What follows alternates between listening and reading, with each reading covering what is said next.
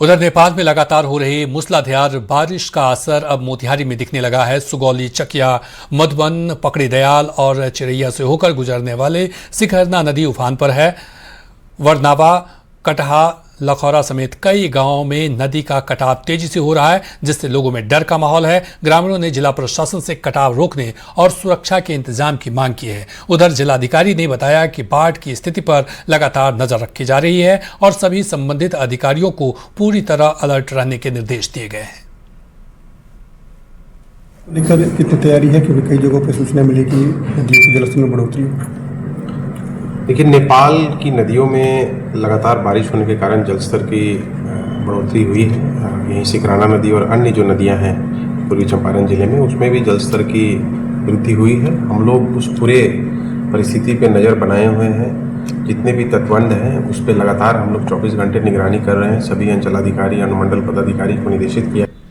नेपाल में हो रही लगातार बारिश का असर अब पूर्वी चंपारण में भी देखने को मिल रहा है।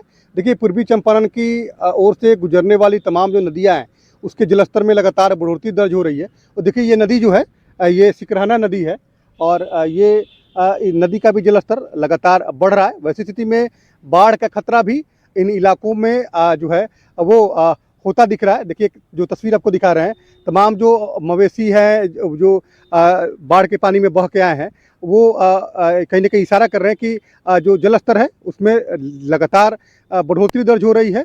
और वैसी स्थिति में जो ये निचला इलाका है, मकान जो आप दिख रहे हैं नदी के किनारे मकान है, और वैसी स्थिति में मकान के बाढ़ में समाने का भी खतरा जो है वो बढ़ रहा है। कटाव जरूर तेज हो रहा है, लेकिन जिला प्रशासन ने ये दावा जरूर किया है कि बाढ़ को लेकर पूरी तैयारी जो है वो हम लोग कर रहे हैं। नहीं, डर लगता है। सड़क का बारिश के पूरा नदी भर गया इधर में। अब पूरा माटी इधर काट रहा है सड़क। अब पूरा कहीं दहा जाएगा, गाँव है सड़क, कोई रोड पर घर है हमारा, कहीं दहा जाएगा तो दिक्कत होगा कि नहीं। पानी सरकार को तो सोचना चाहिए कि ना, हमारे रोड पर अपना घर है, हम लोग को सोचना चाहिए कि ना। पानी बढ़ रहा है, डर बहुत डर लग रहा है। बाढ़ से डर भी रहे हैं आप लोग हाँ, लगातार, क्योंकि जलस्तर में बढ़ोतरी हो रही है।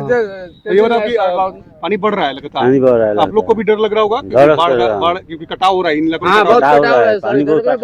में। नदी की तस्वीर है, जलस्तर में बढ़ोतरी बेतहाशा हो रही है और बाढ़ का खतरा एक बार फिर मंडराता दिख रहा है। वैसी स्थिति में जिला प्रशासन ने ये दावा जरूर किया है कि तमाम अधिकारी जो है वो अलर्ट मोड पे हैं। अगर बाढ़ का खतरा आता है तो वैसी स्थिति में जल्द से जल्द रेस्क्यू किया जाए। लेकिन जो इलाके के लोग हैं, निचले इलाके के लोग हैं, वे डर के साए में रहने को मजबूर हैं। अनीश कुमार, न्यूज़ 18 मोतिहारी।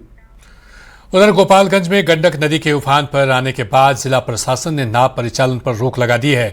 नदी में सिर्फ मोटर युक्त बड़ी नाव चलेगी, जिसका रजिस्ट्रेशन विभाग के पास है। हाल के दिनों में हुए नाव हादसे को देखते हुए जिला प्रशासन ने यह कदम उठाया है। गोपालगंज में 6 प्रखंड के 62 गांव हैं, जहां गंडक नदी के जलस्तर बढ़ने पर बाढ़ का खतरा बना हुआ है। ज्यादा जानकारी दे रहे हैं न्यूज़ 18 संवाददाता गोविंद कुमार।